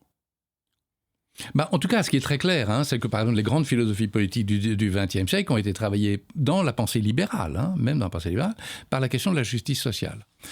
Étrangement, d'ailleurs, la question de la justice sociale est quasiment absente de nos... Enfin, plus exactement, la réflexion philosophique et théorique sur les modalités de la justice sociale est assez absente de notre éducation et de notre formation. Nous, on est resté très centré dans les universités, dans les textes philosophiques, etc. Foucault, Bourdieu, etc., sur la question de la domination, etc. Pas tellement sur la question de la justice. Les Américains, depuis John Rawls, 71, et jusqu'à aujourd'hui, leur question fondamentale, c'est la question de la justice sociale. On peut dire une chose assez intéressante à propos de la question de l'égoïsme. Par exemple, c'est le grand texte de la théorie de la justice sociale chez John Rawls. C'est une doctrine de la justice sociale qui est uniquement fondée sur l'intérêt. Sur des individus qui sont uniquement égoïstes et soucieux de leur propre bien. Par rapport à ça, les nouveaux courants de la philosophie politique américaine, on dit ça à gros traits, disons, mais ont introduit effectivement dans la notion de care, justement la question de la vulnérabilité, d'abord penser l'homme à partir de la vulnérabilité, pas de l'intérêt, ni du calcul rationnel, ni de la rationalité, ni du calcul rationnel, ni en gros du calcul de l'égoïsme dans toutes ces stratégies rationnelles, mais à partir de la vulnérabilité commune. Ça, c'est la grande mutation, disons, philosophique des théories du care ou du soin, etc. C'est de penser l'homme, ce qui caractérise l'homme, c'est pas la rationalité qui va exclure les personnes âgées, les malades, les handicapés, etc. Mais au contraire, une humanité commune qui est fondée sur la vulnérabilité. Ça, c'est déjà une très grande transformation. Si je peux reformuler, donc le propre de l'être humain n'est pas l'égoïsme et le calcul en vue de la maximalisation de mon propre intérêt, mais ce que dit cette nouvelle pensée du care, c'est ce qui caractérise l'être humain, c'est qu'il est vulnérable depuis la naissance. Il ne peut pas survivre s'il n'a pas de soins. Toute sa vie, il a besoin de soins, et c'est le point aveugle de notre pensée. Nous avons oublié le fait que l'être humain a besoin de soins, donc nous méprisons ceux qui s'occupent du soin, socialement, économiquement, parce que nous sommes prisonniers de ce modèle. Et non seulement nous oublions le soin, mais nous oublions notre capacité à être des êtres qui prennent soin. Et pourquoi est-ce que nous sommes des êtres qui sont capables de prendre soin? Mais précisément parce que nous sommes des êtres qui sommes affectés par la souffrance et la douleur d'autrui. Ce que le paradigme de l'égoïsme psychologique a complètement ignoré et ce que les penseurs anglais du XVIIIe siècle ont réintroduit, et ce que réintroduit la philosophie moderne, philosophie morale dans le monde anglo-saxon, c'est justement ce fait que la douleur d'autrui nous touche et nous affecte, et elle nous pousse à agir. Alors, en tout cas, elle nous touche et elle nous affecte. Pousser à agir, c'est encore autre chose. Et donc, qu'on ne peut pas penser l'être humain simplement à partir d'une détermination, mais en réalité, à la fois à partir de motivation altruiste, mais aussi à partir de motivation altruiste. Et nous sommes mus par... Nous cherchons notre intérêt, bien sûr, d'abord vitalement, notre propre santé, nous sauver, des instincts de survie. La nature a placé en nous un instinct à prendre soin en quelque sorte de nous-mêmes et à rechercher notre propre intérêt, même vital, etc. Très bien. Mais ça n'empêche absolument pas que nous sommes également animés par des motivations d'empathie altruisme. Et alors, ce qu'il faut ajouter, c'est qu'au XVIIe siècle, au XVIIIe siècle, on peut dire, ok, c'est un débat d'intellectuels, de philosophes, et puis on ne peut pas trancher. Sauf que les experts de psychologie sociale permettent de trancher. Et c'est pour ça que dans le Vernis fragile, j'ai présenté de très nombreuses expériences de psychologie sociale où on a testé les comportements effectifs d'individus dans certaines circonstances. Est-ce que placés dans ces circonstances, est-ce qu'ils vont agir de façon égoïste ou est-ce qu'ils vont agir de façon empathie altruiste? Or, ce que les expériences de psychologie sociale montrent, c'est que dans ces circonstances-là, les individus, la grande majorité des individus, se comportent de façon empathique, altruiste.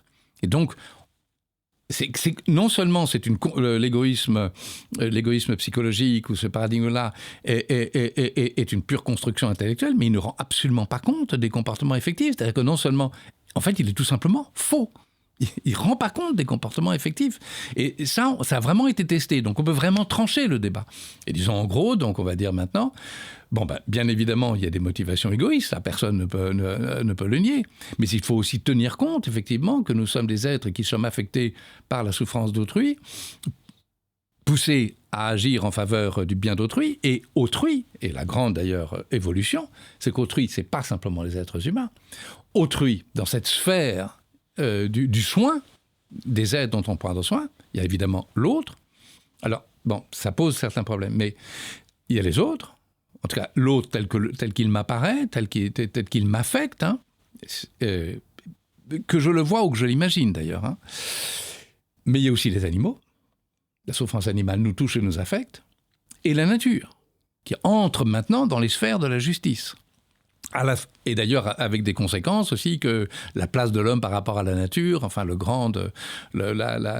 façon dont l'homme était pensé dans son rapport à la nature a été profondément bouleversée, pourrait-on penser aujourd'hui à partir d'une espèce d'interdépendance dans le vivant, entre tous les êtres vivants, qui était déjà chez Rousseau d'ailleurs. Mais donc il y a des mutations comme ça extrêmement profondes. Donc en fait, même la remise en cause de ce paradigme, c'est-à-dire dire l'homme est un être égoïste, mais rationnel, calculateur, et d'une certaine manière, il est le seul à être comme ça. Et en plus, et donc il faut être il faut être efficace, il faut être rationnel, il faut réussir, etc. Tout ça très bien. Et qui laisse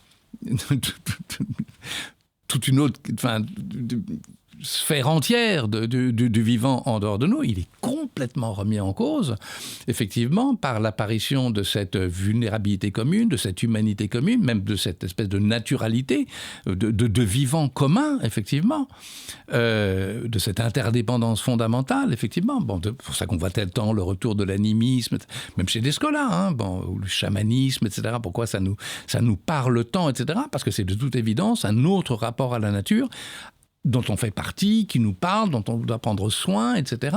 Tout ça est complètement bouleversé. Sauf que le seul problème, c'est que ces mutations qui sont extrêmement profondes dans la société, même dans le végétarisme, etc., la baisse de la consommation de viande, enfin toute une conscience s'est éveillée chez les jeunes, enfin c'est très très fort, ça.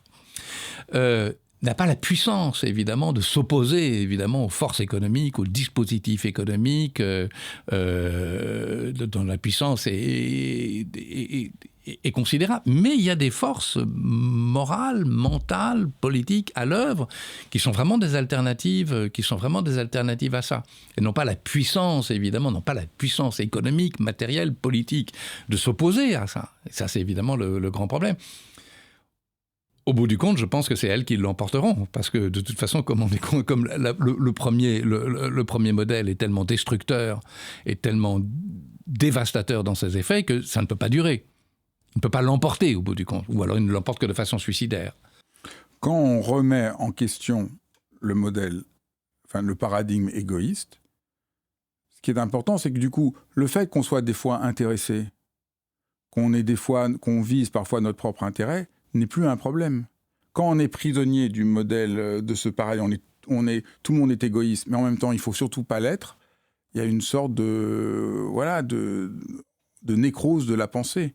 Une fois qu'on change complètement de paradigme, être présent à soi-même ou absent à soi-même, la question de savoir s'il y a une dose d'égoïsme dans nos actions n'est plus du tout centrale. En fait, ce qui devient la question centrale, et je pense que ça ira dans le sens de beaucoup d'entretiens que vous avez menés, c'est la question de la conscience. En fait, c'est pas du tout, si vous voulez, d'être égoïste ou altruiste, c'est en fait conscient. La question de la conscience de la réalité, la capacité à être conscient de la réalité et à agir conformément à cette conscience. Et cette conscience, c'est pas du tout la lucidité qui consiste à avoir le mal partout. Ça consiste à voir la réalité telle qu'elle est et agir en conséquence. Et pas être pris au piège de représentations fausses, d'institutions aliénantes, de dispositifs hiérarchiques, etc. C'est vraiment la clarté de la conscience. Je pense que c'est vraiment ce qui est au cœur, d'une certaine manière, de l'action juste, même de l'action morale. C'est pas qu'elle agit au nom du bien, d'abord parce qu'effectivement, au nom du bien, on a commis les pires crimes. Bon. Donc, c'est vraiment c'est pas intérêt et désintéressement. C'est est-ce que nous sommes capables d'être conscients, vraiment, vraiment la question de la conscience. Et si nous voyons les choses telles qu'elles sont, et que nous les éprouvons aussi, hein, que nous, pas simplement conscients de façon intellectuelle, mais que nous les éprouvons intérieurement avec tout ce que la conscience charrie justement de subjectivité et d'intensité émotionnelle et d'intelligence émotionnelle, alors il y a des choses qu'on ne peut pas faire. Est-ce que c'est pour ça que vous êtes intéressé après à Machiavel ? Machiavel, je me suis intéressé parce que j'ai une lecture complètement différente de Machiavel. Je pense que Machiavel... Alors, pour une raison très simple, c'est que d'abord, je pense que la politique... Je suis assez machiavélien sur l'idée que la politique ne peut pas faire l'économie du mal. C'est pas possible. Je veux dire, on vit dans un monde... Le mal est consubstantiel à la question politique. Sauf que la question que pose Machiavel est une question dont on ne voit pas le sens profondément moral, parce que la question qu'il pose, c'est la nécessité pour le prince bon, c'est-à-dire un homme bon, de faire le mal. C'est-à-dire quiconque veut faire profession d'homme de bien parmi d'autres hommes qui ne sont pas bons, conduira nécessairement son pouvoir à la ruine.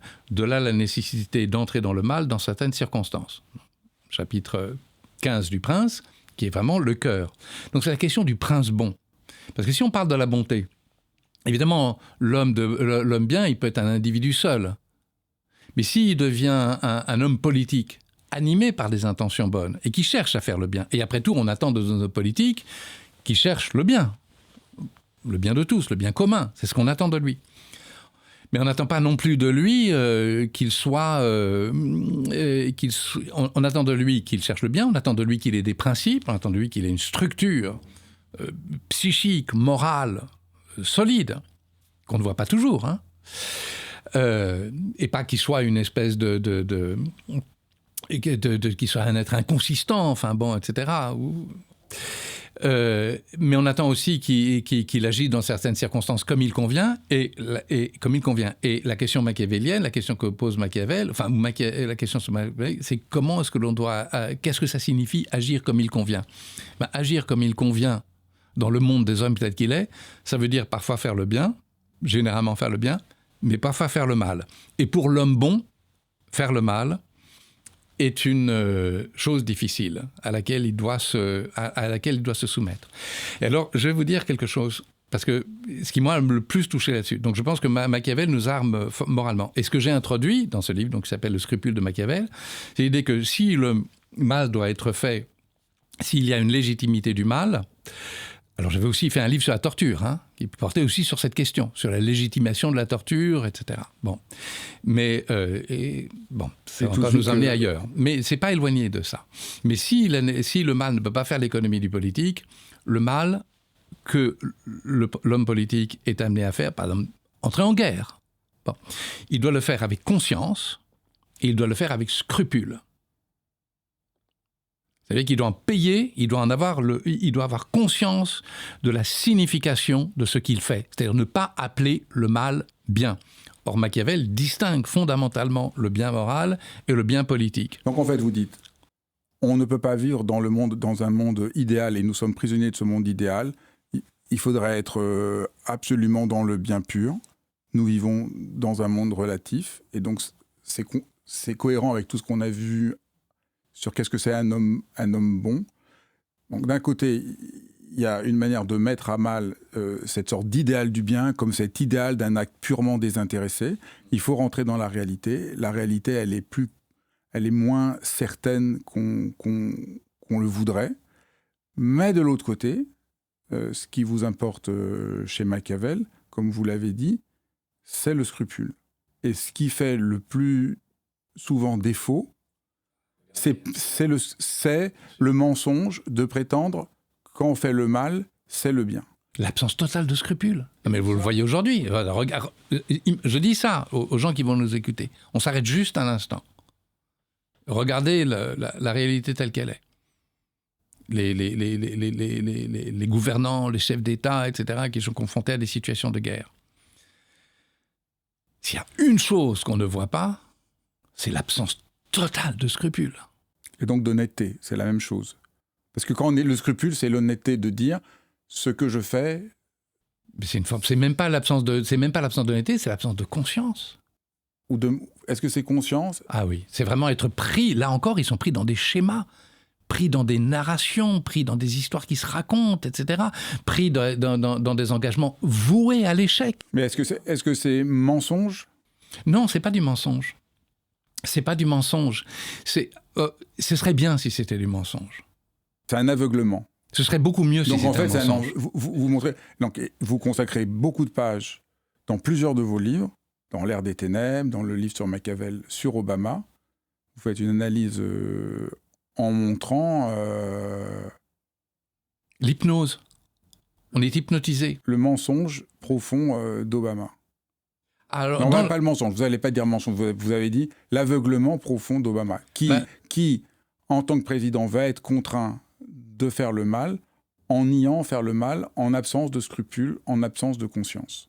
Dans le cas d'Obama, j'ai fait tout un long chapitre assez complexe, hein, etc., parce que c'est une figure beaucoup plus complexe que, évidemment, d'autres qu'on peut voir aujourd'hui à la tête des États-Unis. Même si on peut penser, en vous lisant, que peut-être tout ce qui se passe comme catastrophe aux États-Unis vient peut-être de cette catastrophe d'Obama. Je pense que la déception devant Obama et au fond, le côté presque, à certains points de vue, criminel d'Obama a peut-être été un séisme très profond dans l'histoire de... Bon, comme ça, c'est un sujet, évidemment, qui demanderait vraiment un traitement à part. Mais il y a au moins une chose, si vous voulez, qui était frappante dans l'absence de scrupules, c'est au moment de la liquidation de Ben Laden, justice is done. Ben, vous pouvez dire ce que vous voulez, mais c'est pas la justice, c'est pas ça. La justice, c'est pas la vengeance, parce que la justice, c'est construite contre la vengeance. On met à mort Ben Laden, on le tue, donc c'est pas un procès, donc on peut parler de justice. Obama, donc c'est ça sur lequel vous revenez et qui vous semble très peu machiavélien de ce point de vue-là. C'est l'absence de scrupules et l'absence et l'aveuglement. Il y a des aspects très machiavéliens chez Obama, mais bon, ça supposerait vraiment d'entrer dans le détail parce que j'ai vraiment fouillé les choses, etc. Mais il y a un moment, si vous voulez, effectivement, où certaines actions je prends juste la question des liquidations extrajudiciaires, si vous voulez. Vous entendiez tous les jours à la radio tel dirigeant a été assassiné, sans compter ce qu'on appelle, entre guillemets, les victimes collatérales. Enfin bon, dans cette euphémisation de la mort qui est absolument effroyable, etc. La perte, si vous voulez, au-delà de ces cas particuliers, la perte de la conscience du mal. Le mal est peut-être inévitable dans certaines circonstances, mais il reste le mal. Et vous ne pouvez pas appeler le mal bien. C'est tout. C'est tout. Juste ça. Juste ça. Et ça, c'est-à-dire le fait que vous ayez conscience que l'homme politique qui s'explique sur les raisons des politiques publiques ou des décisions qu'il a prises, soit conscient de ça. Qu'il atteste, qu'il montre une conscience de ça. Oui, on a dû faire ça, etc. Mais pour telle ou telle raison, etc. Il s'en explique. Et ça, la question de la justification publique est absolument centrale. Il ne suffit pas de dire, si vous voulez, c'était nécessaire, on ne pouvait pas faire autrement, ou c'est justifié par la guerre, etc., ou justifié par les situations où on va liquider, enfin bon, etc., toutes sortes d'individualités parce que ce sont des terroristes, etc. Il y a un moment... Ça, c'était dans le cas, évidemment, des pratiques de la torture, une obligation de justification. La torture, par exemple, est évidemment totalement illégale et c'est un droit indérogeable. C'est vraiment une forme de mal absolu, si vous voulez. Si vous estimez que vous devez la pratiquer, pour des raisons de justification sur lesquelles je ne reviendrai pas parce que c'est tout un autre débat, le minimum qu'on puisse demander, c'est que vous vous expliquiez pourquoi. C'est que vous ayez conscience que vous ayez commis un acte qui est mal. Au lieu de prétendre qu'il est bien. Oui. Il est mal moralement, il est peut-être bien politiquement, mais au moins il est mal moralement. Il y a du mal là-dedans. peut-être un mal nécessaire, et la tragédie de l'action politique, c'est qu'elle ne peut pas éviter ça. Mais le moins, j'allais dire le moins, et évidemment le moins n'est jamais respecté, mais ce qu'on doit exiger, ce qui devrait être exigé, c'est qu'à ce moment-là, il y ait une conscience du mal, chez les dirigeants, chez les citoyens, chez tous, de telle sorte qu'il soit restreint, que ce mal devienne un moindre mal, et ne se répande pas dans des logiques de violence absolument indéterminées, sans fin. C'est-à-dire de violences qui vont se répondre les unes aux autres, chacune avec un système de justification. C'est exactement ça que je dénonce dans Les Ténèbres. Ce qu'on appelait la guerre contre le terrorisme, en réalité, c'était vraiment des logiques de violence qui se répondaient les unes aux autres au nom du bien sur un espace sur un espace déterritorialisé et qui conduisait à des transformations profondes de nos propres sociétés et de nos propres législations. C'est qu'on ne voyait même pas les effets sur nous, etc. Chaque acteur se réclamait du bien. Chaque acteur se réclame du bien. Les antagonistes, on le voit aujourd'hui encore. Chacun se réclame du bien, à son discours, sa justification, etc. Et c'est absolument sans fin. Et donc ça induit des logiques de violence, et la terreur ne s'arrêtera jamais. Je veux dire, vous fabriquez, c'est une fabrique du terrorisme, hein, c'est une fabrication de la violence. Et c'est à ça qu'on assiste. Et on comprend très bien d'ailleurs comment ça se produit. Et donc c'est une inconscience politique totale des conséquences à venir, parce qu'on ne voit pas l'avenir, on voit juste que l'action présente, c'est quoi etc. Une inconscience politique totale? Qu'est-ce qu'est une inconscience politique totale? Cette absence totale de conscience du mal, de pouvoir agir de façon totalement destructrice, sans aucune conscience de la destruction qu'on est en train d'opérer, de la vie d'êtres humains, de perte de civils, de perte de vie innocente par dizaines de milliers, etc. Tout ça ne compte plus au regard, effectivement, de ce discours de justification, etc. Et donc là, c'est l'inconscience complète. Hein, l'idéologie, la narration, les justifications, etc., politiques, etc., sont fondées sur une inconscience absolument totale de la réalité de la situation. Et ça engendre des logiques de violence, de haine, qui se répètent absolument sans fin. Et donc c'est voué absolument à l'échec. Comme on dit aujourd'hui, victoire tactique et échec stratégique. D'une certaine manière, on gagne sur le long terme, mais ça mène où? On va où avec ça? On va où? On produit quoi? Qu'est-ce qu'on produit? Etc. Donc cette question de la conscience est absolument essentielle. Et je pense que Machiavel nous arme. Et alors, je vais aller plus loin, si vous voulez, juste une dernière chose. Pourquoi Machiavel est tellement profond? Moi, ce qui m'a mis à genoux, c'est qu'en fait, le vrai héros machiavélien, c'est pas Staline, évidemment, c'est même pas Churchill ou De Gaulle, qui sont...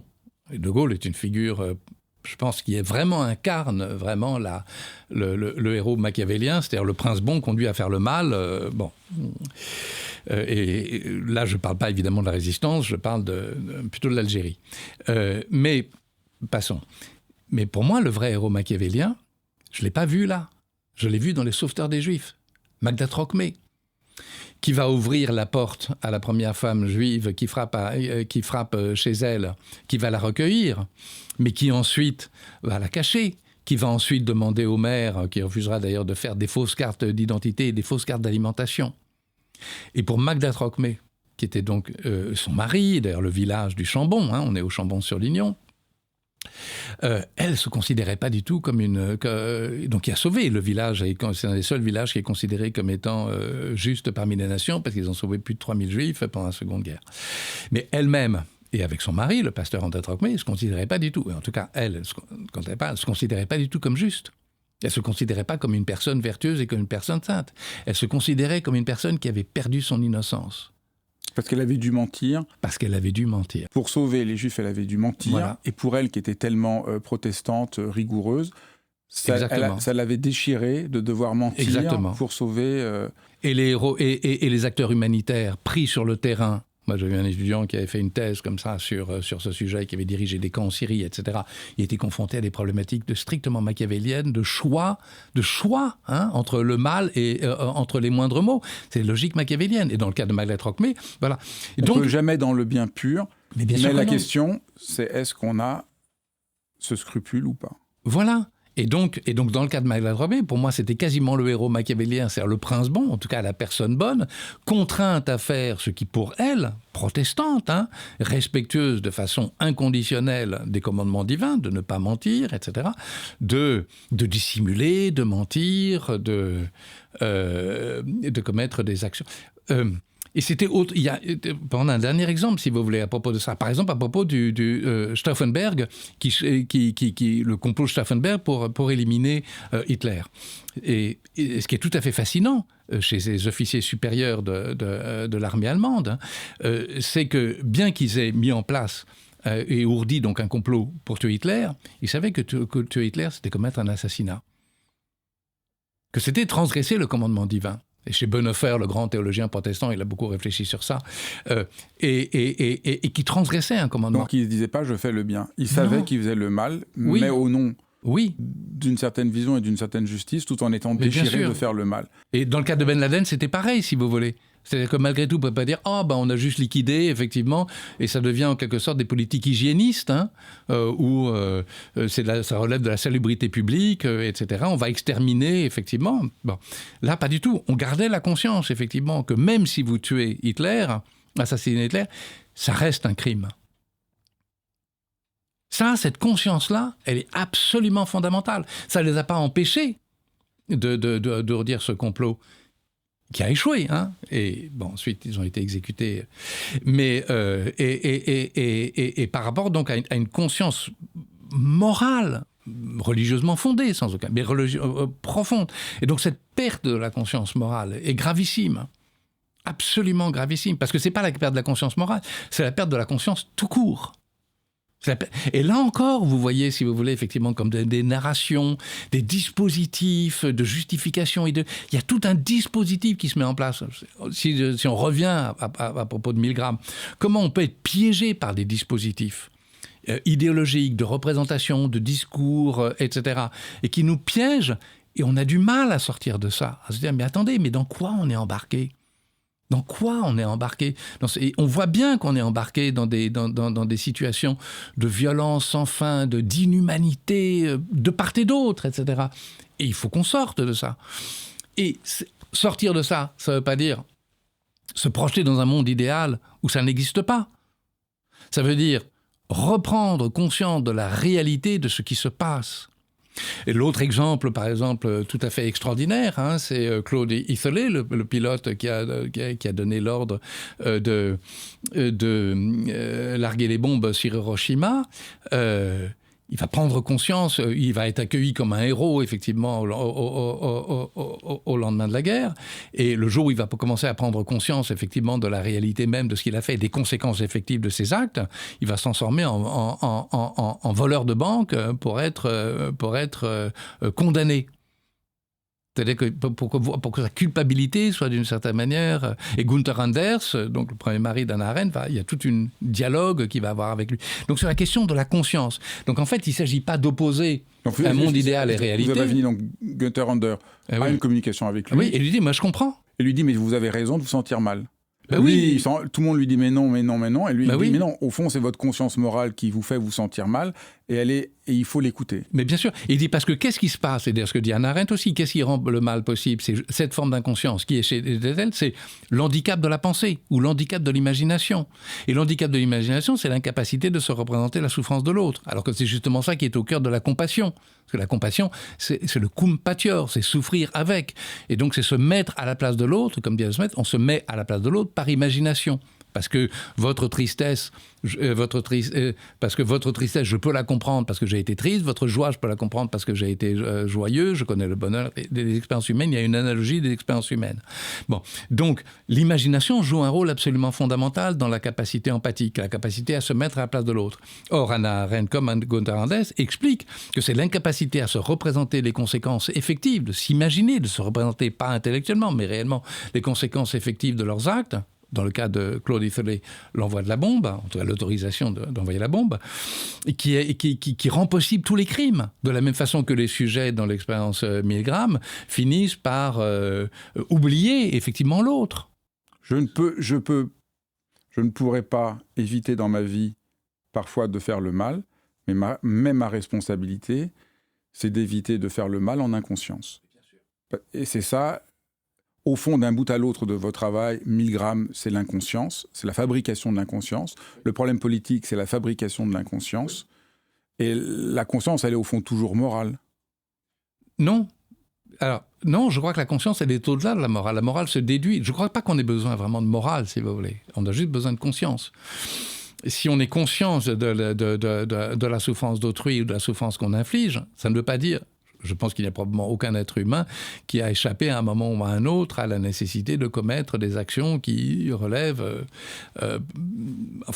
qu'il aurait préféré éviter de commettre ou des décisions qu'il aurait pas évité d'avoir à prendre. Enfin, je veux dire, même un chef d'entreprise ou un DRH qui prend une décision de licenciement, il doit quand même être conscient. Il fait souffrir.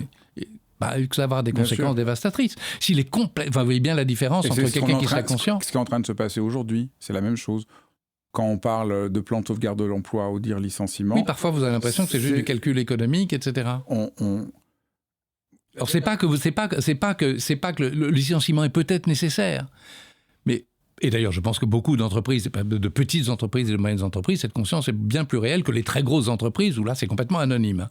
Mais dans les petites entreprises, les patrons, etc., s'ils doivent licencier un de leurs employés, ils sont conscients. Ils vont perdre quelqu'un qu'ils connaissent, avec lequel ils travaillent. Ils vont être conscients de ça. Il y a combien de conscience? Ça ne veut pas dire qu'ils ne vont pas prendre la décision parce qu'il y a des difficultés ou que c'est nécessaire, mais ils vont en être conscients. Donc la différence fondamentale entre être conscient ou être inconscient, la décision peut être la même. Mais elle sera pas la même, elle n'a pas le même sens si elle est juste, elle résulte d'un calcul purement économique, etc. On va licencier 3000 personnes, etc. en raison de calcul de rentabilité en faveur des actionnaires, enfin qui rend fou, parce que c'est un système complètement abstrait, ça. Là, la réalité, la vie humaine est complètement... disparu dans des abstractions. Mon premier livre, d'ailleurs, qui est une philosophie politique, s'appelait « Les violences de l'abstraction ».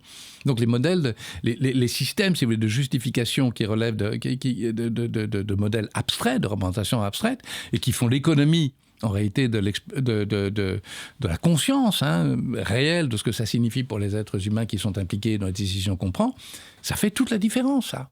Moi, je vais vous poser une question un peu naïve et un peu bête, mais qu'est-ce que vous entendez par le mot conscience? Moi, j'ai du mal à comprendre ce que c'est. C'est pas si compliqué que ça, quand même.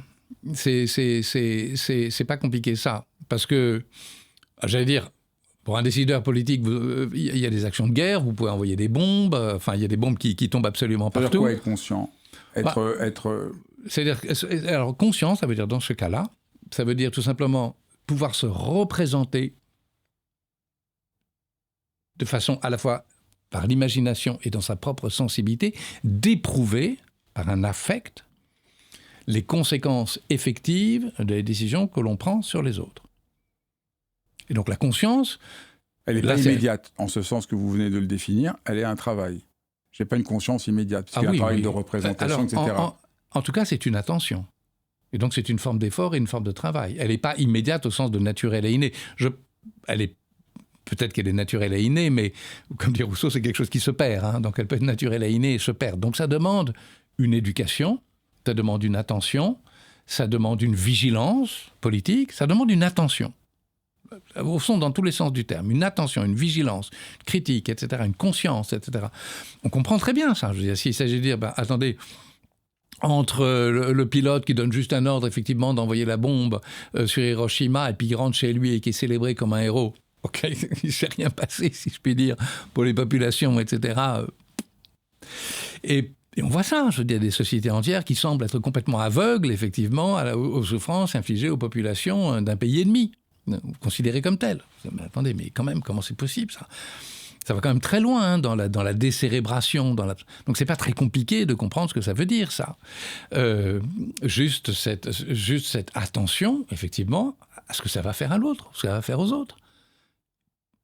Et si vous êtes complètement inattentif à ça, c'est que vous avez construit tout un système, un dispositif de représentation intellectuelle, idéologique, politique, de toute façon, l'ennemi, il est déjà déshumanisé, vous connaissez l'exemple célèbre, c'est